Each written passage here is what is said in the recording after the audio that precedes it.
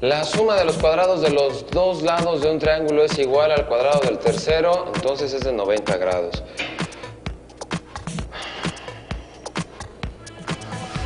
Ese es el teorema de Pitágoras, un filósofo y matemático griego que es uno de los grandes padres de la matemática y de toda la ciencia. Si quieres entenderlo de una manera muy sencilla, ven aquí al Museo de las Ciencias Universum y lo vas a entender.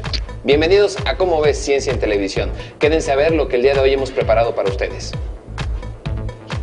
¿Qué pasó? Sí, está bien fácil. Es la suma de eso al cuadrado. Y te da el tercero. Dale volada. El zipper, un objeto cotidiano con una larga historia. Las arañas no son lo que parecen. El orgasmo, un placer biológicamente complicado.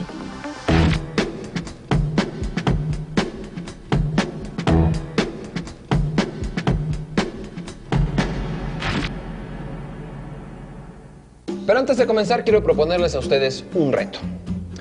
Yo soy capaz de comerme 32 galletas en una hora. Bueno, está bien, toma. Y el camarógrafo Alejandro puede comerse las mismas 32 galletas en 3 horas. ¿Cuánto nos tardaremos los dos en comer 32 galletas juntos?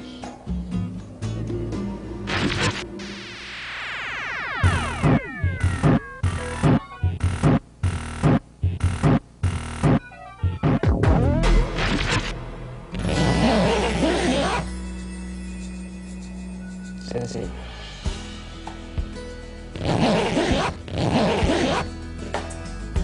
Práctico.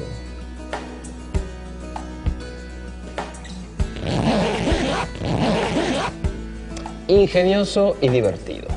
El zipper, bragueta, cremallera, cierre o como le quieran llamar, es uno de los inventos que nos ha facilitado la vida desde hace más de 100 años. Vamos a ver su historia. Antes del zipper, las prendas de vestir se cerraban con botones, cordones o broches. Estos sistemas tenían dos problemas. Por un lado, eran muy lentos, y por otro, los lazos y los botones se apoyaban en puntos fijos entre las dos piezas de ropa, llamados puntos de anclaje, que dejaban pequeños espacios abiertos entre ellos.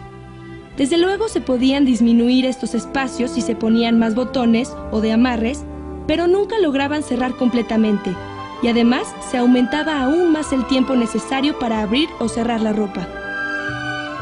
La primera forma del zipper o cremallera era muy parecida al sistema de botones y fue patentada en los Estados Unidos en 1851 por un tal Elias Howe, bajo el título de Sistema Automático Continuo de Cierre para Ropa.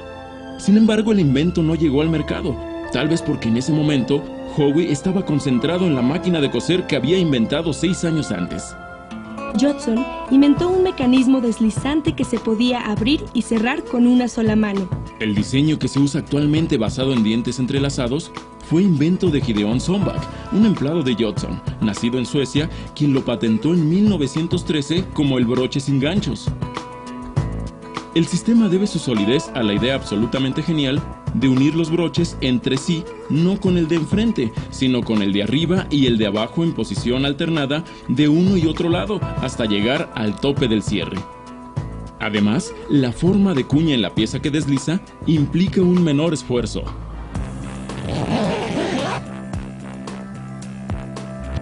Se dice que el nombre de zipper lo acuñó la empresa Goodrich a partir de unas botas que se llamaban las zipper boots, que efectivamente utilizaban estos aparatos, y en realidad le pusieron así por el sonido que hacían al accionarse, es decir, al subir y al bajar. Zipper, zipper.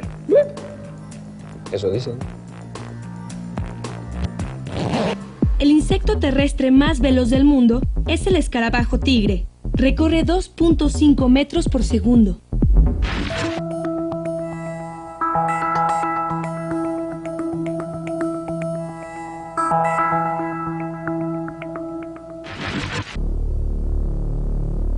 ¿Y tú qué haces cuando te encuentras con una araña? ¿Gritas, te echas a correr o la aplastas con una escoba?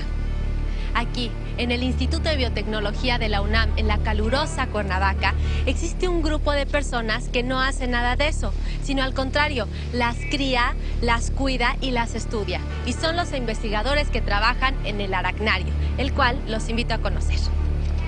Ay, es por allá. Las arañas, al contrario de lo que se cree, no son insectos, aunque bien podría decirse que son primas cercanas de ellos, pues ambas clases pertenecen al llamado filo de los artrópodos. Si observamos de cerca las moscas, las abejas, las cucarachas o las hormigas, veremos que todas tienen el cuerpo dividido en 3 secciones: las tácamas, es decir, la cabeza, el tórax y el abdomen. Los insectos cuentan con 6 patas y la gran mayoría posee un par de alas. El cuerpo de las arañas se divide en 2 segmentos, llamados cefalotórax y el abdomen, que no es segmentado como el de los insectos.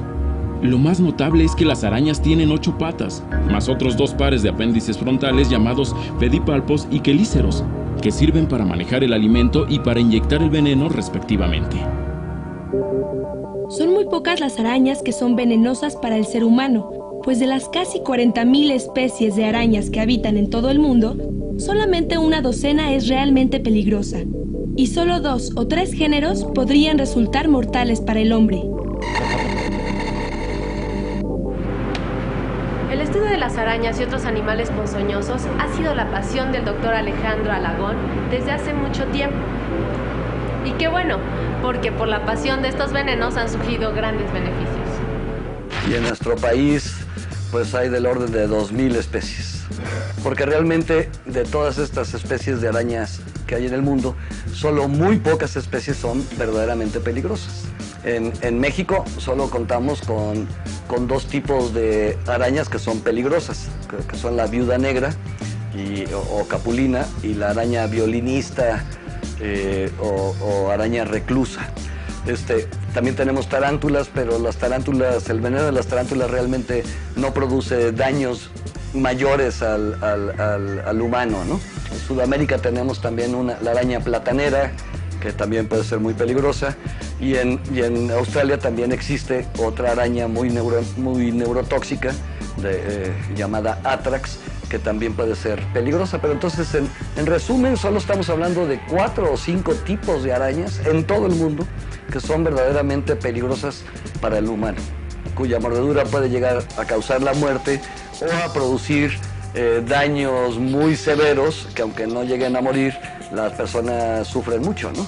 3 son los objetivos principales del Instituto de Biotecnología en el estudio de estos artrópodos: la producción de veneno para sus aplicaciones en el campo de la bioquímica, la inmunología y la fisiología; proporcionar material biológico a los estudiosos de la taxonomía, la biología y la distribución de arácnidos y la divulgación entre niños y adolescentes. Cuando montamos el aracnario también es que teníamos la necesidad de contar con arañas para desarrollar antivenenos contra la viuda negra y sobre todo contra la araña violinista. Entonces por ahí empezó tener un lugar donde pudiéramos concentrar los alacranes con los que trabaja el doctor Posani y las arañas con las que trabajamos en mi grupo. Son venenos que son muy interesantes desde otros puntos de vista para estudiar. Pueden, por ejemplo, utilizarse estos venenos para desarrollar nuevos insecticidas, para desarrollar nuevos medicamentos antiarrítmicos, para el tratamiento de arritmias cardíacas, ¿no? Entonces ahí hay varias cosas que pueden ser interesantes. La especialidad que se dedica al estudio de las arañas y del resto de los arácnidos se llama aracnología. Aracnofilia se podría llamar a la apreciación que algunas personas, como los investigadores del aracnario, sienten por las arañas.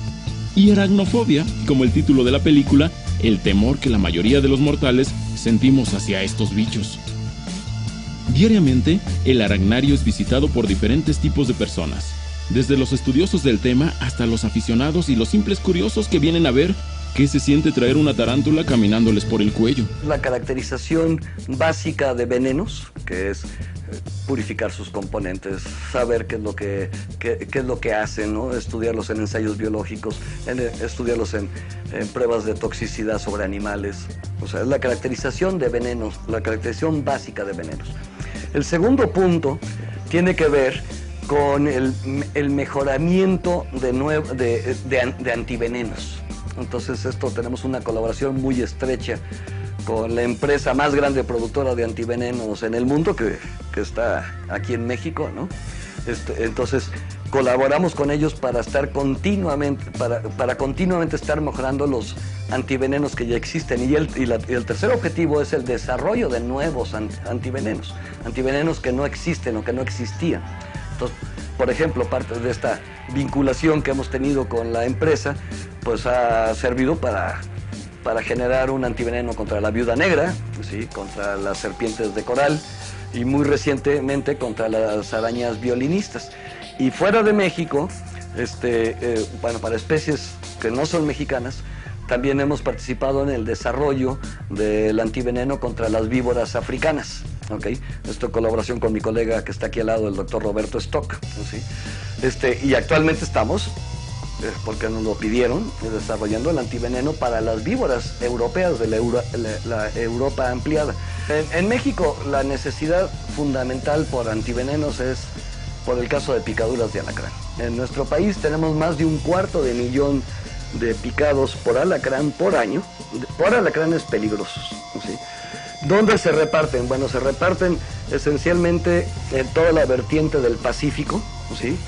Desde Sonora, Sinaloa, Nayarit, Colima, Jalisco, Michoacán, Guerrero y parte de Oaxaca. Y hacia adentro pues llegan, por ejemplo, aquí donde estamos, Morelos, es un estado altamente alacránico, la parte sur del Estado de México, la parte sur ahora también del estado de Querétaro, también la parte sur de Puebla. Entonces más o menos la parte alacránica de nuestro país es un poco menos de la mitad del territorio nacional. Así pues, los daños que pueden causar animales como los alacranes, las serpientes o las arañas quedan compensados por los enormes beneficios que su estudio puede aportar al bienestar del género humano. Y todo esto gracias al trabajo de científicos como los que laboran aquí, en el Instituto de Biotecnología de la UNAM. Los invito a acercarse al aracnario, a conocer algunos de los más de 500 tipos de araña que trabajan hombro a hombro con los investigadores. Ahora, cada que te encuentres frente a frente con una araña, la verás con diferentes ojos. Al regresar del corte, ¿qué tanto sabemos del orgasmo?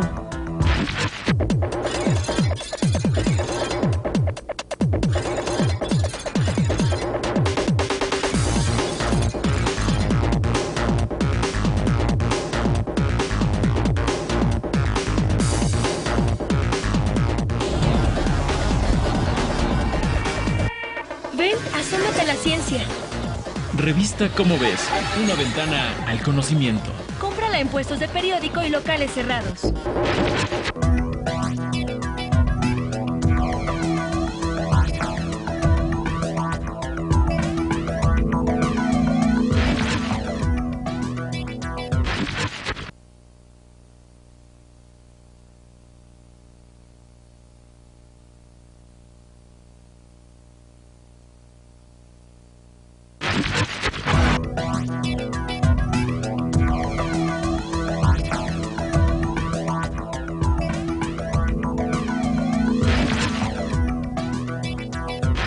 En una sola comida, una ballena puede consumir 2 toneladas de krill.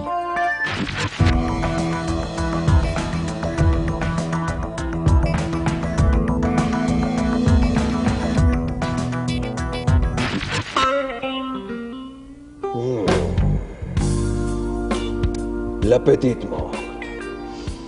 El orgasmo. ¿Qué es el orgasmo? ¿El orgasmo es de quien no trabaja? ¿El orgasmo solo son calambres sabrosos? ¿Quién experimenta más placer? ¿El hombre o la mujer?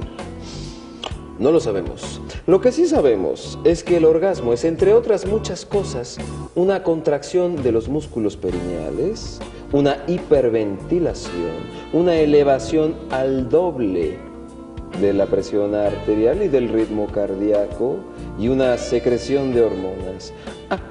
Y también, por supuesto, una indescriptible sensación de placer.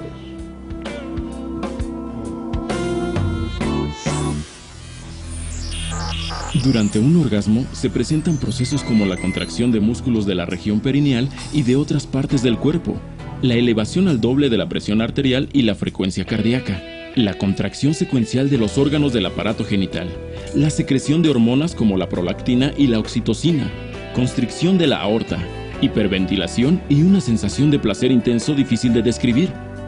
En el Centro de Investigaciones en Reproducción Animal en Panotla, Tlaxcala, se lleva a cabo una investigación sobre el proceso biológico del orgasmo, dirigida por el doctor Carlos Beyer, Premio Nacional de Ciencias y Artes.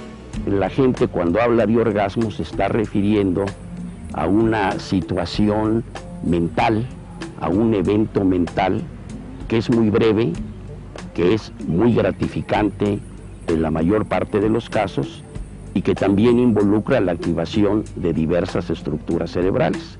Kinsey, que es el clásico de la sexología, como ustedes saben, ¿no?, definía el orgasmo como una liberación de una tensión que se va creando durante el acto sexual. Y lógicamente esta liberación resulta gratificante. Es probable que muchísimos animales tengan orgasmo, pero es muy difícil demostrarlo, sobre todo el orgasmo femenino.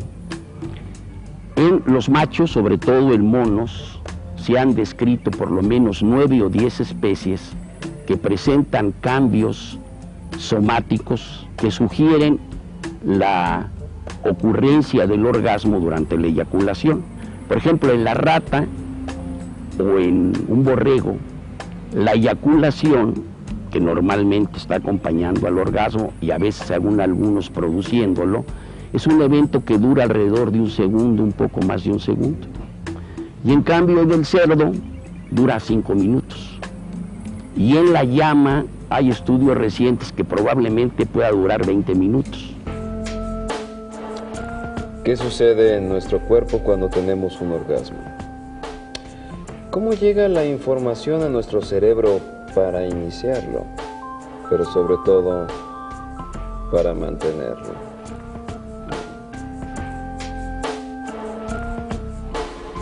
Uno podría pensar que el orgasmo es un proceso que solamente se desencadena por la estimulación genital. Y de hecho esto es cierto, ¿verdad? La estimulación genital que ocurre durante la copulación normal o durante la masturbación entra a la médula espinal, sobre todo a través de 3 nervios. Ahora diríamos 4 nervios, que son un nervio pudendo, que inerva la porción externa del área genital, el nervio pélvico, el nervio hipogástrico y el nervio vago, que ese nervio no entra a la médula espinal, también está relacionada con la producción del orgasmo, ya o con sensaciones parecidas al orgasmo, ya que la sección espinal en mujeres en las cuales la médula espinal fue seccionada completamente por accidentes o por balazos, etcétera, pueden sin embargo responder a la estimulación genital y tener conciencia de esto e inclusive orgasmo. Es un fenómeno que por lo general dura mucho menos de un minuto. Alguien habla 22 segundos en los hombres, 20 segundos en las mujeres.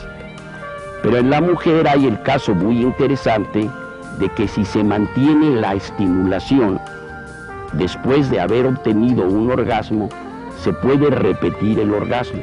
Es decir, la mujer es multiorgásmica, mientras que en el hombre, en la mayor parte de los casos, fuera de algunos casos excepcionales, después de la eyaculación y el primer orgasmo, hay un periodo en el cual inclusive no hay interés sexual, que es el periodo refractario, que se sabe que es debido a algunos cambios químicos en el cerebro. Es decir, el orgasmo, la latencia, el tiempo que tarda en iniciar una actividad sexual y producirse un orgasmo, en la mayor parte de los casos sería más breve para el varón, para el hombre, que para la mujer. Lograr el orgasmo no es fácil. En ocasiones, existen algunos problemas que nos impiden vivir una sexualidad plena. Llegar al orgasmo implica detener un poco la eyaculación para desencadenar toda una serie de movimientos pélvicos para desencadenar este orgasmo y que será una respuesta altamente satisfactoria. Y en el caso de las mujeres, necesitamos pasar por toda una serie de estimulación corporal, sensorial, para desencadenar este orgasmo. Entonces es mucho más dilatada la respuesta de la mujer para llegar al orgasmo, a diferencia del hombre. En las mujeres tenemos el orgasmo clitoridio y el orgasmo por estimulación de punto G. Y en el caso de los hombres está el orgasmo peniano, que es la penetración con el pene en vagina o en alguna otra parte del cuerpo. Y el orgasmo prostático se lleva a cabo a través de estimular la próstata o también por estimulación manual. El orgasmo nos lleva a situaciones de salud. ¿Por qué? Porque el organismo entra en una tensión a nivel bioquímico, que eso es lo que hace que deseemos tener una actividad sexual, pero se junta con la parte psicológica del deseo, más aparte con una persona que nos atraiga mucho. Entonces son tres elementos muy importantes para poder tener una actividad sexual y finalmente llegar al orgasmo. Llegar al orgasmo es bajar toda esa tensión interna que tenemos los seres humanos y que nos da una sensación de placer. Y el placer nos equilibra. No existen ni las fórmulas ni las recetas para llegar al orgasmo, que es el objetivo final de las relaciones sexuales.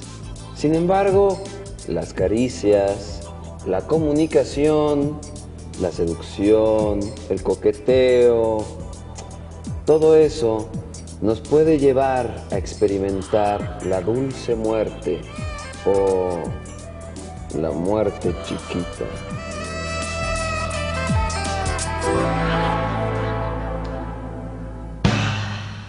Siente, palpa, extiende, arde, humedece, contrae, fuego, dulce cuerpo. Mi aliento se calienta, me acelera el corazón, pulsa ya 230, una gran satisfacción. Dicen que es oxitocina que nos pone a temblar, un poco de dopamina, qué cóctel tan celestial. Nos gusta tanto sentir, gozar hasta volar, cosquilleos en mi piel, despertar mi lado más voraz. Fluye mi sangre violenta entre ríos de pasión, tonifica como menta, una grata sensación. Me lleno de endorfinas que me hacen suspirar. Qué placer mi cuerpo incita, ocasión tan ideal.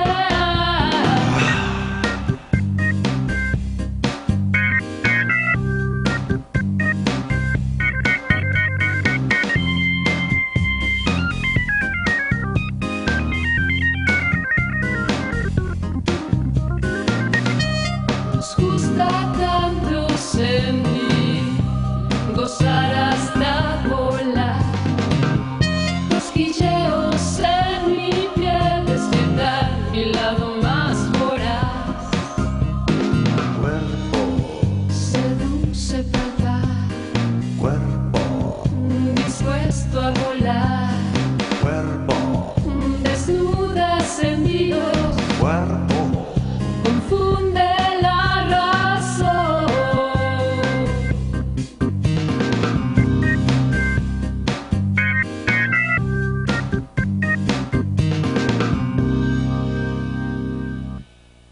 Todo muy padre.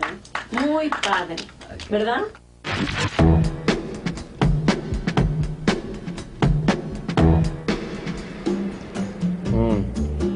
¿Encontraron la respuesta al reto que propusimos al inicio del programa?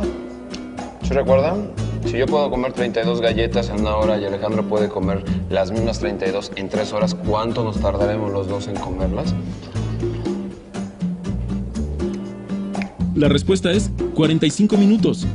Yo me como 32 galletas en una hora, es decir, 8 cada 15 minutos. El camarógrafo necesita 3 horas para comerse esa misma cantidad, es decir, 8 cada 3/4 de hora.